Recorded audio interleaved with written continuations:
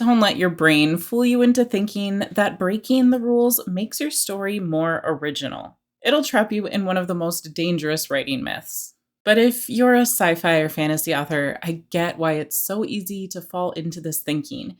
These inventive genres seem to demand pure creativity, and that's part of what you love about them. You don't want your story to feel tired or like it's rehashing all the usual settings and equivalent time periods. You want it to feel fresh, innovative, and uniquely yours. And that's a good instinct. However, here's the problem. I see writers start to convince themselves they can't be original if they don't break the rules. But in the end, that doesn't actually deliver to readers the extraordinary world and ingenious plot they were aiming for. Because the truth is, originality doesn't come from rejecting the mold, it comes from how you transform it through execution, depth, and resonance. And by the end of this video, you'll see why breaking the rules won't make your story original and what actually will. Originality versus rule breaking. A lot of writers assume originality means throwing out the mold, breaking structure, ignoring tropes, and swerving away from anything that feels familiar. But here's the truth. Originality doesn't come from breaking the mold, it comes from how you transform it. Every story you love, even the ones that felt groundbreaking when you first read them, still used familiar structures, tropes, and archetypes. What made them unforgettable wasn't that they broke all the rules, it was how they built on the familiar patterns with something meaningful. And neuroscience backs this up. Studies show that when readers follow a story, their brains light up in prediction mode, recognizing patterns. They're simulating intentions, tracking cause and effect, and building mental models of what might happen next. That's why universal structures and arcs feel so satisfying. They align with how our brains naturally process experience. When you strip those patterns away in an effort to be original, you're not really innovating. You're cutting readers off from the very cognitive process that makes stories immersive. So, why do so many writers equate originality with rule breaking rebellion? Part of it is cultural, I think. We're fed this image of the artist as a subversive rule breaker, the tortured genius who creates by rejecting conventions and inventing something wholly new. And there's an identity investment for artists of any kind in the desire behind that. You want autonomy. You do want to subvert some toxic ideas and share a different possibility. You want to feel like your story is uniquely yours. That's not wrong, and it can actually fuel some solid creativity with such intrinsic motivation. But while flouting all the so called rules may give you freedom in a sense, it's not going to work that same way for your readers. And if you're fighting your own rebellion through your story against some harmful message or need your truth to be heard, that means you aren't just writing for yourself. And that's the real key. The moment you want readers to come with you, you're not just creating art for art's sake. You're creating something marketable. Marketable doesn't mean commercial fluff. It means a story that actually reaches people. And paradoxically, you can take readers further into the unknown, further into your rebellion, your truth, your unique subversion, when you give them something familiar to hold on to. All art works in this way. In music, if every note is random, it sounds like noise. But when a melody plays with core patterns and then veers slightly into the unexpected, the surprise feels delightful. Story works the same.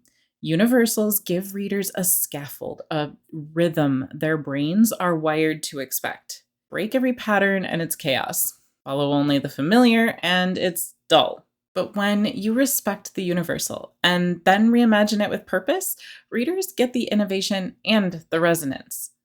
That's what rules, or better said, conventions, are shortcuts to those universal expectations. Following them and meaningfully transforming them through skillful execution is what keeps your story from chaos while still delivering the originality you hoped for. Because originality isn't rebellion, it isn't ignoring what works.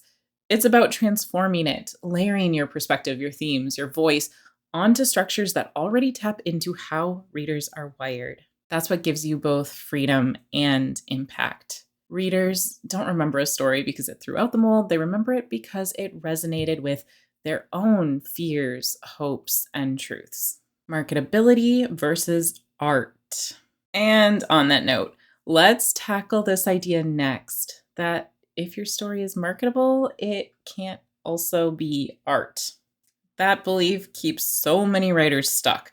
But the truth is, the most resonant stories often do both. Wow, do I see this pushback all the time, and often right in the comments here. Some writers tell me marketability makes books soulless, that it destroys the magic of writing or turns stories into formula. Others equate it with popcorn flicks or cash grabs, pointing to sequels and franchises as proof that hype always wins out over quality. And some feel that thinking about marketability at all makes them hate the very idea of writing. I get it. If marketability only means following trends or writing to a marketing plan, it does feel like the enemy of art. But that's not what marketability actually means. Marketability simply means your story is able to reach a market, to reach readers. It's where your vision and their experience can meet. If you have no intention of that happening, that's valid and good for your brain anyway. And you don't have to write to reach anyone but yourself. But that's not what the writers I work with ultimately want, because they do have something to say and they do want to reach the readers who need their story as much as they did, or they'll never be able to inspire them with their words.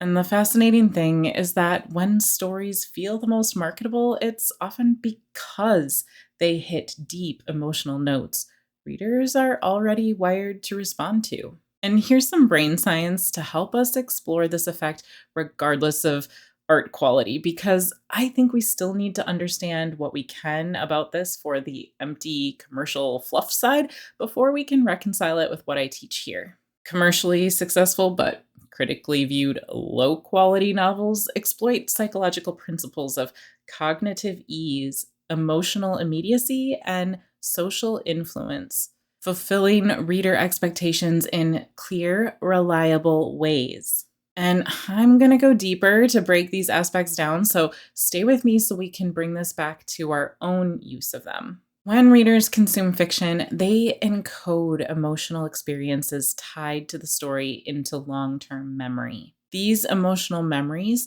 can later be reactivated or triggered by related stimuli, including derivative or similar stories, leading to enjoyment that is partly based on recalling the emotional impact of the original story, not just properties of the new text itself.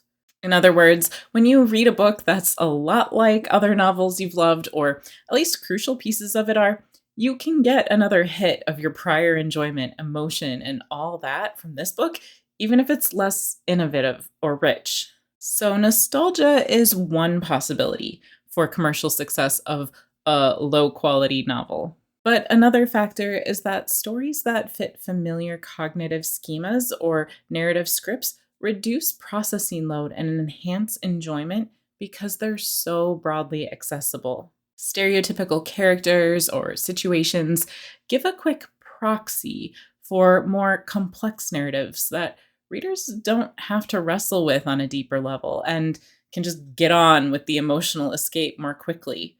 Also, adding that emotional immediacy. Add these plus nostalgic elements, and they all create familiarity, which enhances cognitive fluency, the ease with which the brain processes information. Familiarity leads to more positive evaluations, making derivative works more likable or acceptable at a subconscious level. It can also tap into shared cultural memories and collective identities, or maybe it hits the dominant cultural or market trends, creating that social influence piece. And that's also helped along through social contagion as more and more people buy or talk about such an accessible book. Derivative or shallow works that evoke the aesthetics, themes, or emotions of a culturally significant original, be that in a book or a movement, create a shortcut to valued group identity or history. This can lead to sentimental attachment and a forgiving perception of shortcomings in originality or skill. I am absolutely thinking The Sword of Shannara, Aragon, and yes, I suppose Twilight too. I'm not saying everyone likes them, far from it, especially if you didn't read them at the right moment in time or pushed against them due to their popularity, or like me, you actually ended up frustrated by how much they lacked in comparison with their source material you loved because the memory recall was a little too exact. In my case, I had been reading Lord of the Rings, Wheel of Time, and a lot of Anne Rice vampires before I got to these. But I remember Twilight definitely hitting that emotional immediacy for a level of entertaining enjoyment anyway, because at the time it was doing more of its own thing to a degree and not making me constantly compare it to its vampy or werewolf predecessors. Anyway, for better or worse, those built in psychological shortcuts can fill in the gaps for readers by reactivating positive emotional memories associated with beloved originals, identity, or universal desires or fears. Tapping into the brain's familiarity and nostalgia pathways to create emotional resonance that isn't necessarily there. So, sure, you might have a lightning flash success even with a fluffier novel, but there's a catch. Banking only on familiarity and these shortcuts for commercial success are like betting on the lottery. You might strike it big if your book lands at the exact right cultural moment, but that's not a strategy you can count on to build a career or a readership. It's not predictable and it rarely endures. Lasting impact comes from layering those same familiar, resonant elements with deeper truths, strong character arcs, meaningful transformation, and thematic weight. That's why the best writing blends both sides.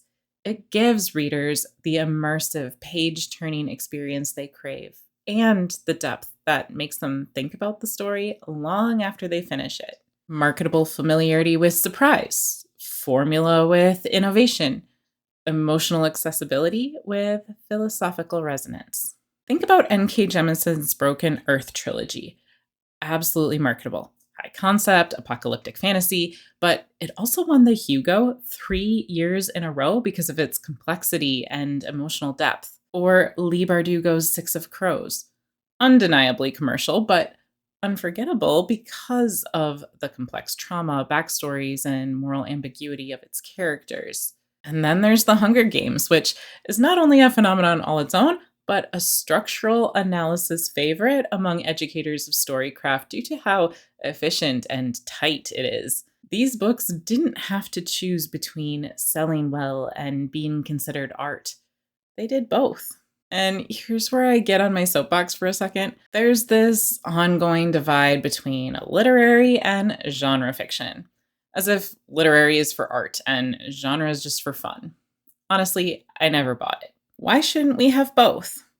I want the escapist, immersive worlds and emotions of science fiction and fantasy, and the layered character arcs and thematic depth usually associated with literary. That's the kind of marketability I care about.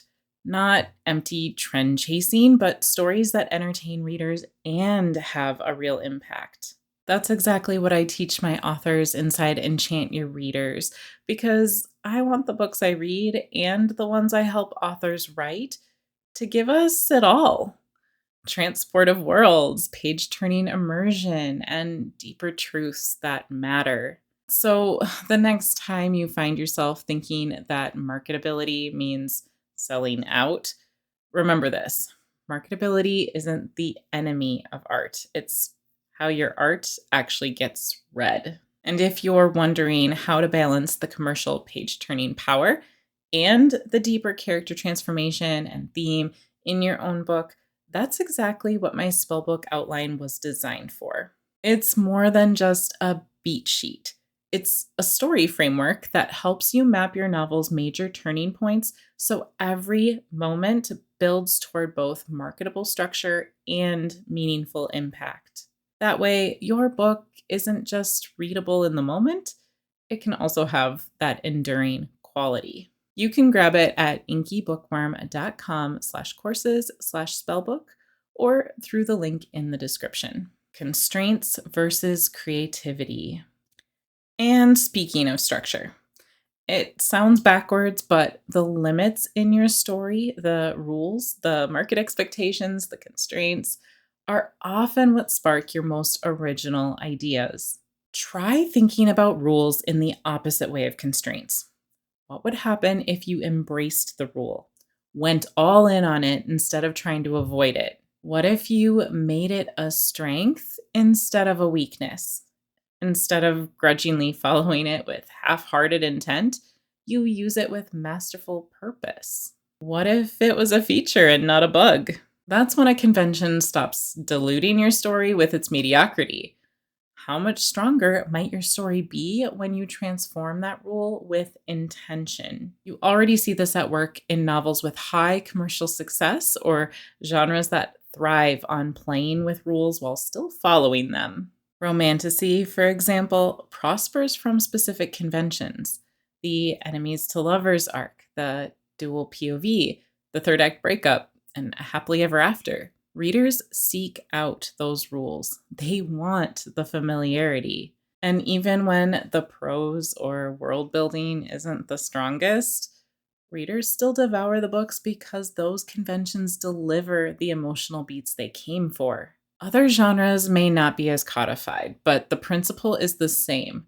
Certain patterns and expectations, when followed, create reader satisfaction. The point isn't to lower your standards, it's to recognize that rules work because they align with how readers are wired. And that's something you can use in your favor to write higher quality stories that still sell. So, no, constraints don't limit originality, they actually define it. Science repeatedly shows that random deviation from existing norms alone does not produce genuine originality or resonance. Works completely divorced from structure or context tend to be ignored or dismissed. Rather, definitions emphasize that real creativity and originality arise when novelty is purposefully combined with meaning, utility, and context. In other words, originality doesn't come about from creating in a vacuum or rejecting everything familiar.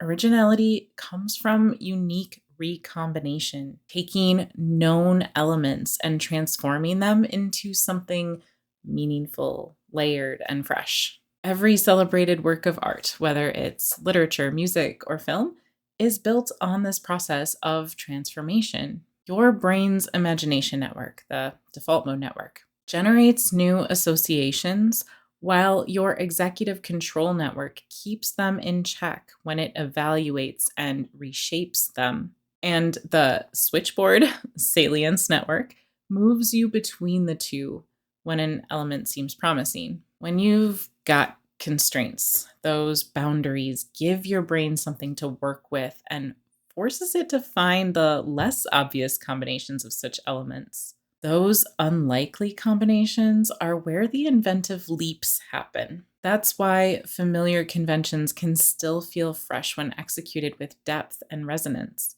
Readers don't get hooked because every note is new.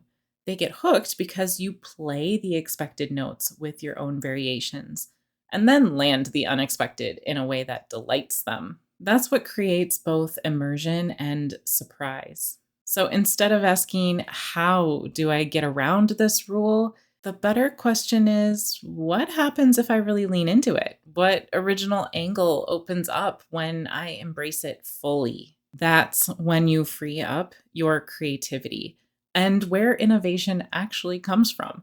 Instead of spinning in every direction, you can dig deeper into theme, voice, or character nuance. That's a major reason I created the DAC method for scene writing. Every strong scene has a decision, an action, and a consequence that's both internal and external. and each of those two sides needs to further the other. That constraint might feel limiting at first, but when you write within it, your scenes naturally gain momentum, tension, and clarity. And it's often within those constraints that authors discover their most original, surprising moments. So instead of balking at constraints, try seeing them as the scaffolding that lets you build higher. When you embrace the rule and transform it, you gain both creative freedom and reader connection. But there's another side to originality and how readers actually connect: familiarity versus originality. Okay, last one. There's this myth that originality means inventing something completely new. I hear authors' worries about how if their story is inspired by another, or if they use familiar tropes, recognizable structures, or any echoes of other stories, they'll just be writing cliches. But the truth is, familiarity is part of what makes a story powerful. Neuroscience shows us why. When readers encounter familiar patterns, their brains process the story with greater ease, the cognitive fluency mentioned earlier. That fluency activates emotional templates already stored in memory, which is why certain themes or story beats can feel instantly resonant. In fact, this resonance can even compensate for gaps in depth or innovation. It's the reason some derivative novels sell extremely well despite critical pushback.